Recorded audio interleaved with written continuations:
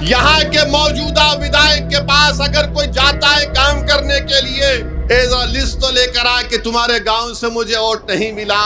हैदराबाद में हमारे दफ्तर का नाम दारुस्सलाम है, खुला दफ्तर है, कोई दरवाजे नहीं है, कोई भी आकर मुझसे मिल सकता है। मेरे पास बीजेपी के, कांग्रेस के वो तमाम लोग आते जो मेरे मुखालिफ में इलेक्शन में काम किए थे, और मैं अपनी जबान से कभी उनको ऐसा भी नहीं कहता हूं कि क्यों आए यहाँ पर, बल्कि इज्जत देकर उनको बिठाता और पूछता बोलो क्या काम है तुम्हारा। और बहादुर इंसान तो वो है कि चुनाव के बाद वो सबको साथ लेकर चले, वही तो इंसान और नेता बन सकता है।